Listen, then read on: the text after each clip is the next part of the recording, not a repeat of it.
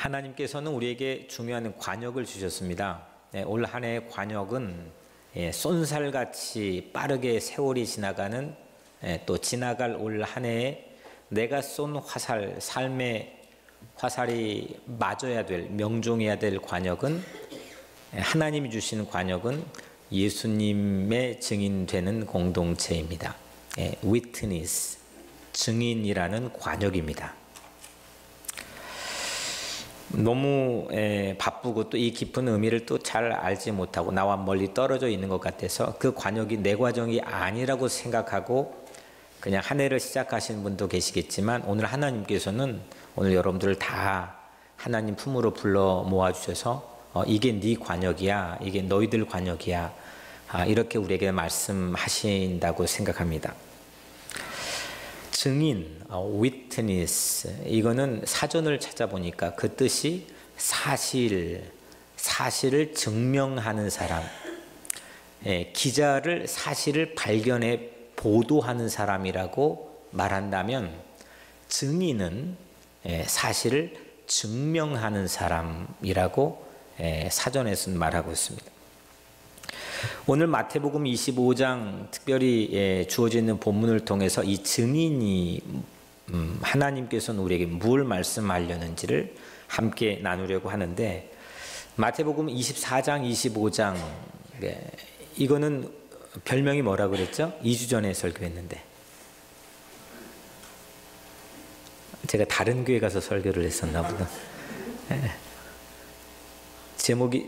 별명이 재림장이라고 그랬죠. 재림에 관한 예수님의 가장 집중적인 말씀이 여기 이외에 다른 데는 산발적입니다. 근데 여기에 다 모아져 있습니다. 예수님의 온통 재림에 대한 관심이 담긴 말씀들을 다 쏟아부었던 말씀이 마태복음 24장과 25장입니다. 특별히 오늘 우리 본문이 속해 있는 25장은 세 가지 비유가 들려져 있습니다. 하나는 예수님의 재림을 신랑을 기다리는 몇 명의 처녀죠? 열 처녀가 있고요.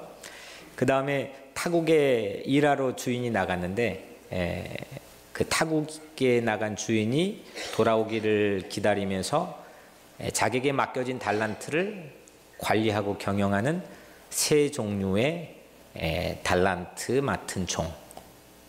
그리고 오늘 마지막 우리 본문이 속해 있는 것은 이 기다리는 삶 안에서 바르고 또 올바르게 삶을 살아내서 전국에는 예수님께서 오실 때에 명백하게 의인이라 칭하는 사람 또 죄인이라 칭하는 사람 이 두 그룹을 구분하는 그런 이야기를 담고 있습니다.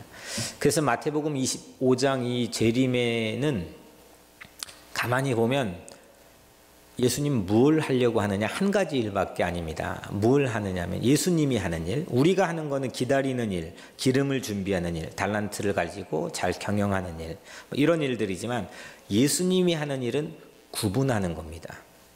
그 구분도 요즘 포스트 모던 시대처럼 각기 다양한 자기 개성들을 존중하면서 다양한 스펙트럼을 가진 그룹들을 만들어내는 게 아니고 딱 두 가지 그룹입니다. 그래서 2000년 전에도 1000년 전에도 지금도 크리스찬들에게는 가장 초미의 관심은 이 두 가지 그룹입니다. 다른 관심도 물론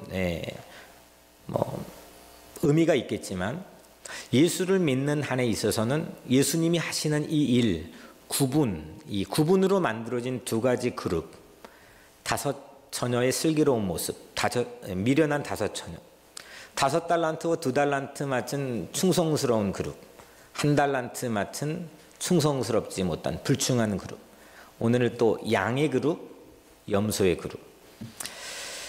특별히 오른편에 오늘 본문에 보니 오른편에 소속된 그룹을 짐승으로 치면은 양과 같은 그룹이다라고 했고 왼편에 속한 그룹을 뭐라 그랬죠? 염소. 여러분들은 어떤 그룹에 속하고 싶으세요? 저같이 왼손잡이도 그날만큼은 오른편에 전부 다 우리 여기에 있는 사람들이 그날 이제 올라갔는데 전부 오른쪽에 있는데 나만 몇 사람만 왼편에 있으면 되겠습니까? 안 되겠습니까? 정말 따뜻하신 주님의 어떤 사랑과 끊임없는 예고와 여러분들을 깨우는 그런 하나님의 그런 배려를 통해서 우리 모두 이 자리에 있는 여러분들은 모두가 그날에는 누구를 막론하고 다 오른편에 설 수 있게 되기를 간절히 기원하며 축복합니다. 세상에서 어떤 직장, 어떤 학교에 포지셔닝을 하느냐 이건 중요합니다. 그리고 어떤 가정, 누구를 만나서 가정을 이거 중요합니다. 어떤 그룹에 내가 속하느냐 중요합니다. 하지만 그거 다 이루었어도 마지막 한 가지 바로 오늘 본문에 나와 있는 이 그룹의 왼편에 속해 버린다면 이거는 완전 파국인 겁니다. 패가망신하는 거죠. 이거를 염두에 두고 이 땅이 지상의 삶을 살아가는 것 어떻게 살 것인가 수많은 사상가와 철학자들이 질문을 했습니다. 우리 크리스찬들은 이 천상의 세계 우리 지금 주어진 인생의 시간 넘어 있는 보이지 않는 하지만 보면서 믿음에 살아가는 그 천상의 세계를 우리 마음속에 담아서 나는 오른편 그 관역을 향해서 나는 인생을 살아가고 있어 라고 생각하는 삶을 우리는 지혜로운 사람이다 라고 성경은 우리에게 말하고 있습니다. 그래서 오늘 왕이신 임금이신 예수님께서 그날 의인들과 대화를 나눕니다. 그 대화의 내용을 오늘 말씀에 담아놓고 있고 또 한편 지옥불에 들어갈 죄인들과도 대화를 나누십니다. 그 대화 내용을 또 오늘 본문에 담아놓고 있습니다. 이 대화를 보니까 하나님께서 그런 깨달음을 제게 주셨습니다. 이건 증인 이야기다. 한 번도 이 본문을 가지고 증인에 관련된 설교를 전해본 적은 또 그렇게 읽어본 적은 없는데 처음인 것 같습니다. 이게 증인 스토리다. 근데 증인은 보통 누가 누구를 증인하는 겁니까? 우리 세계에서는 우리가 누구를 증언해야죠? 예수님을 증언해야 증인인 거죠. 근데 오늘 본문은 이거 거꾸로입니다. 예수님이 사람들을 증언합니다. 그러니까 예수님의 증언이 아니고 예수님이 증인되는 거죠. 그러니까 우리가 증인되는 얘기가 아니고 예수님이 사람을 증언해 주는 얘기입니다. 35절 36절에 내가 줄일 때 너에게 먹을 걸 주었고 목마를 때 마시게 하였고 나그네 되었을 때 영접하였고 헐벗었을 때 옷을 입혔고 병들었을 때 돌보았고 옥에 갇혔을 때 와서 보았느니라. 그러니까 내가 이렇게 형편에 처했을 때 너희들이 나를 이렇게 해주었단다. 그러니까 예수님이 지금 이 의인들을 증언해주는 예수님이 증인이 되는 얘기입니다. 이거는 글쎄 제가 이걸 분석해 보진 않았지만 글쎄 다른 데 또 있나 매우 희귀한 자료입니다. 예수님이 증인이 된다? 저도 못 들어봤고 또 본문 성경 안에서도 매우 희귀한 자료일 뿐만 아니라 우리 운명을 결정하는 중요한 힌트를 담아놓는 그런 결정적 순간을 담아놓고 있습니다. 예수님이 나를 위해 증언해주는 삶의 결말 생각해 보십시오. 예수님이 내 증인이 되어주는 영광스러운 삶의 피날레, 그게 바로 여러분들 이야기가 되기를 축복합니다. 한번 상상해 보십시오. 얼마나 황홀합니까? 예수님이 내 삶의 마지막에 나를 위해 증언해 주신다. 멋있지 않습니까? 윤미아 권사님 멋있지 않아요? 그렇죠? 예수님이 나를 위해 증언해 주신다. 오늘 이 본문에 나와 있는 내용이 그거거든요. 내가 너 안다. 내가 너 기가 막히게 잘 알지. 그때 그 순간에 네가 나를 위해서 이렇게 해줬잖아요. 굳이 말씀 안 하셔도 될 건데 본인들도 모르는 판인데 굳이 그걸 들추어 꺼내어서 예수님이 그때 그게 네가 했잖아. 내 너무 잊을 수가 없지. 또 한편에는 난 너를 모른다. 난 너와 아무런 관계가 없다. 여러분들의 삶의 결말 마지막에 그 예수님께서 여러분들을 아주 자신 있고 확실하게 증언해 줄 수 있는 그런 영광이 여러분들의 삶에 있게 되기를 축복합니다. 이때 증인이 무엇인가를 의인들은 우리에게 보여주는데 그게 사랑하는 사람들이라는 거죠. 유대 사마리아 땅끝 거의 대부분은 글쎄 제가 들어본 바에 의하면 거의 대부분은 이 말씀에 대한 해석을 지리적인 도시나 지리적인 위치나 지리적인 마을로 공간적인 개념으로 사용합니다. 예수님은 절대 그러지 않았습니다. 이게 어디니까 넌 유다의 이 테리토리를 아큐파이하고 차지하고 넌 여기니까 사마리아를 차지하고 거기 가서 그 집중적으로 복음을 전파해가지고 거기를 성시화하고 그렇게 하지 않았습니다. 이 유대 사마리아 땅끝은 사람들입니다. 그 안에 살고 있던 사람들입니다. 그 사람들을 사랑했던 예수님의 마음을 가지고 그 예수님이 그랬단다라고 증언해주는 그게 예수님의 증인입니다. 이 예수님의 본 의도와는 상관없이 이게 깨어진 상태로 기독교는 죄송하지만 기독교는 그간 복음을 전하고 포교하는 것과 동시에 남을 어렵게 만들기도 하고 사람을 죽이기도 하고 전쟁을 일으키기도 했습니다.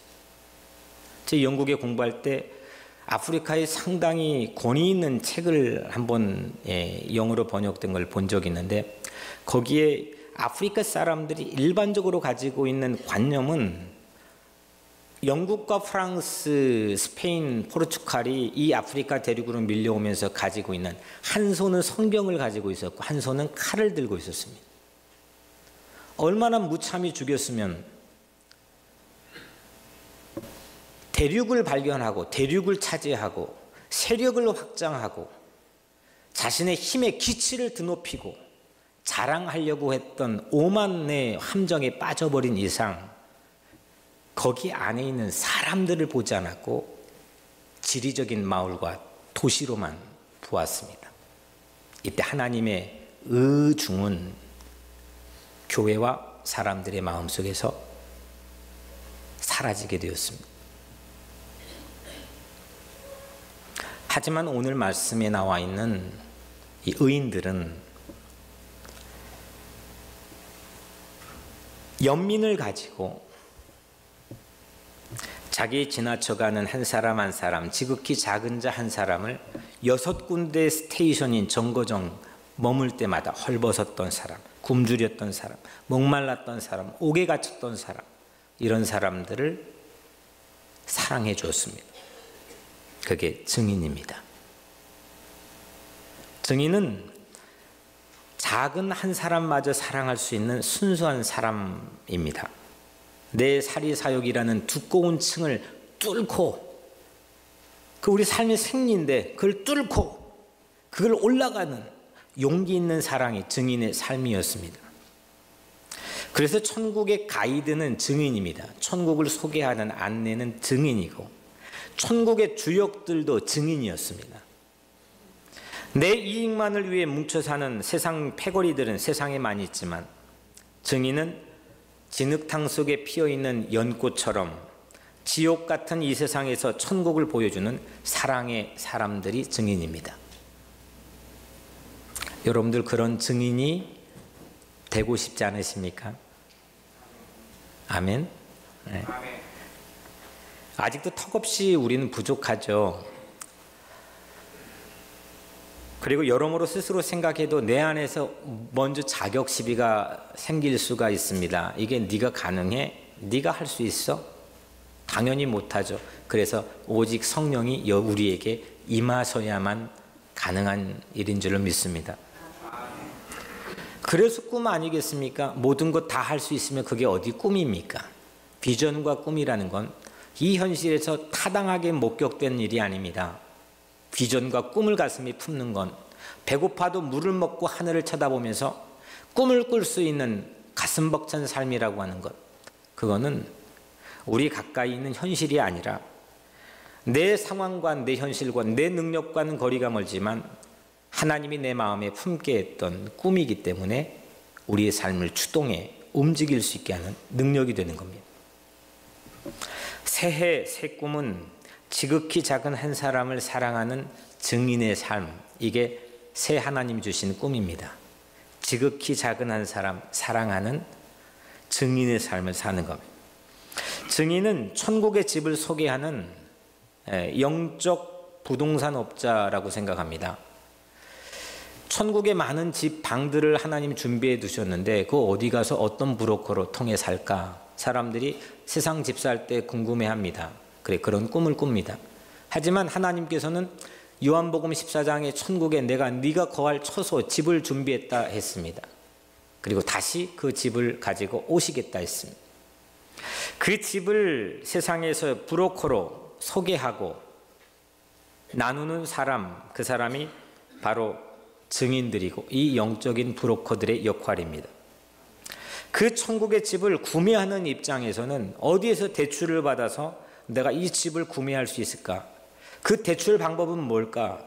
그 대출 받는 유일한 방법은 성경에서 예수 그리스도만의 사랑을 통하는, 그 사랑을 믿고 의지하는 그 길을 알려주는 삶이 증인이고, 그게 영적 브로커들의 삶입니다.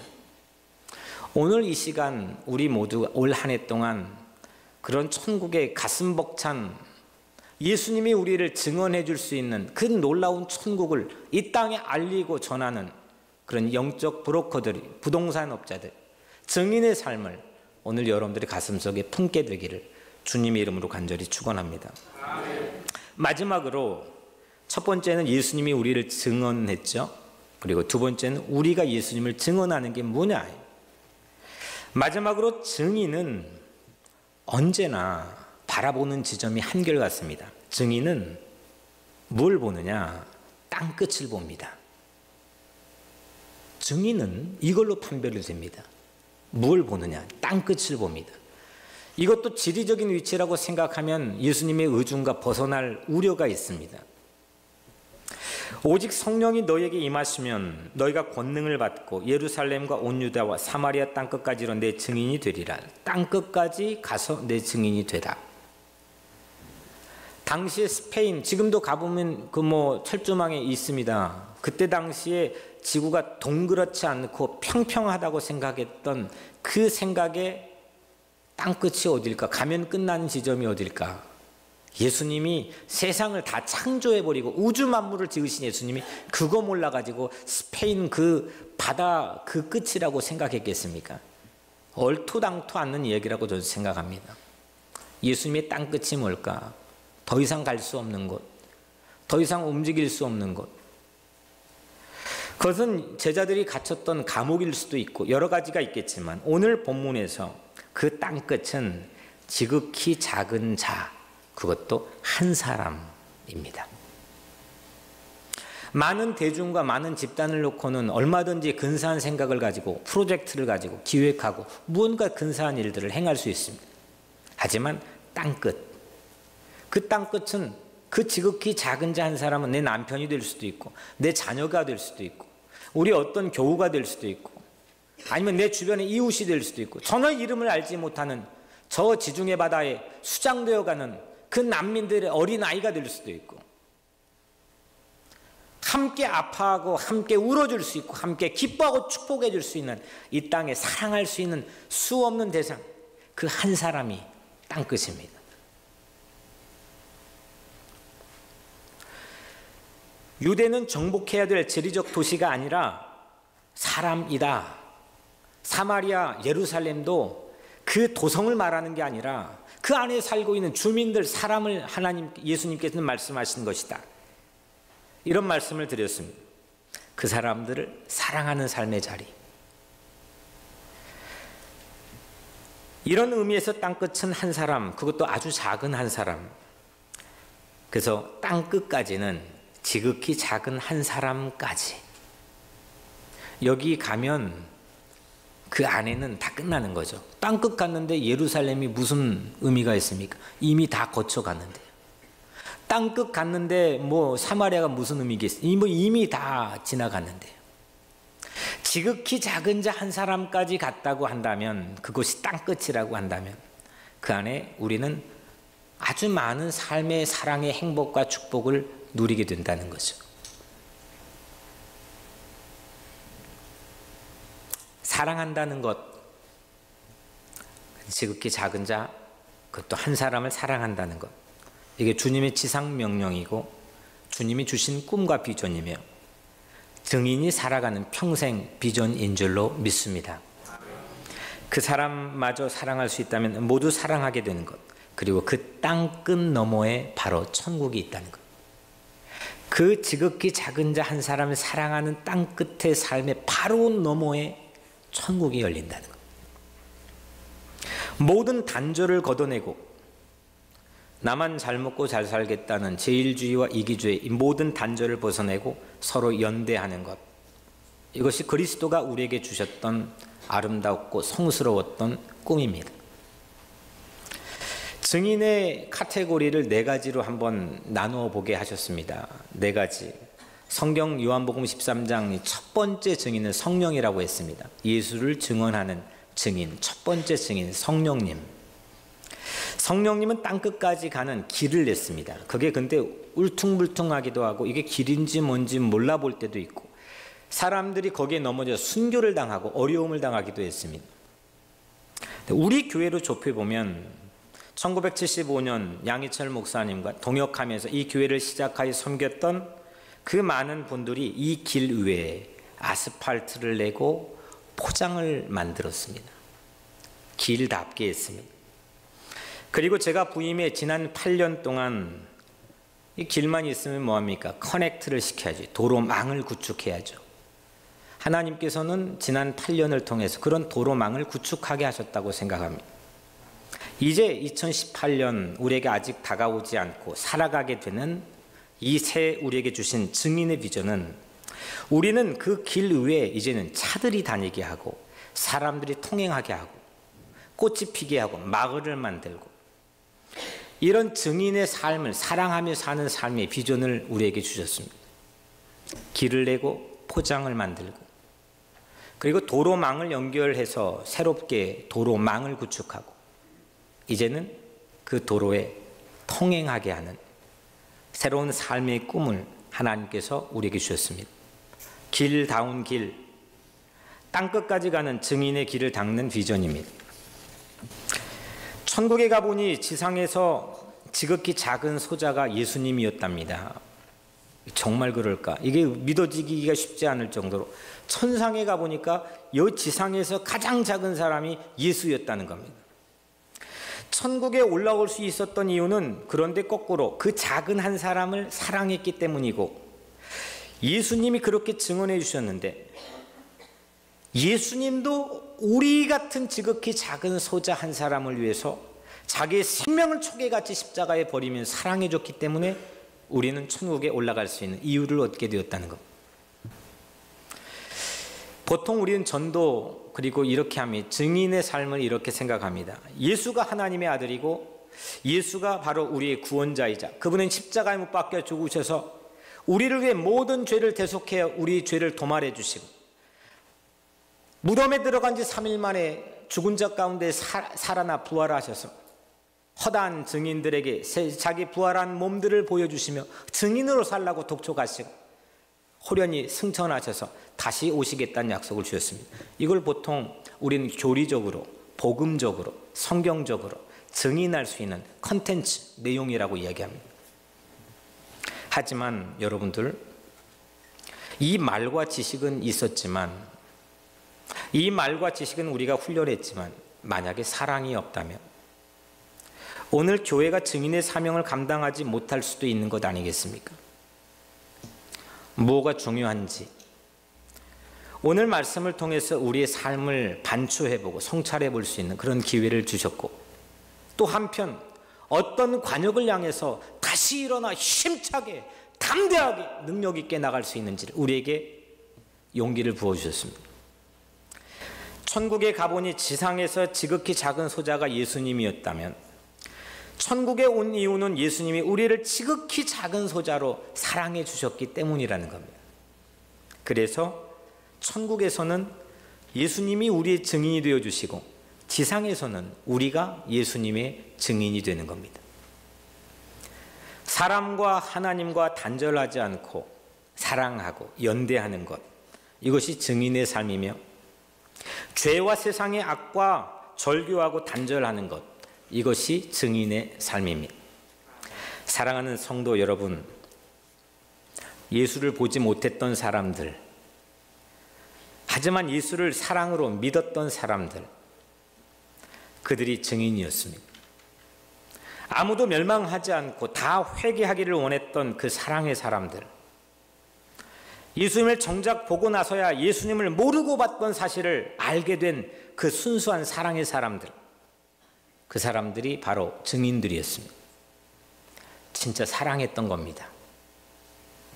2018년 새해는 우리 모두 다 함께 증인의 꿈을 가지고 함께 연대하고 함께 사랑하며 걷지 않으시렵니까?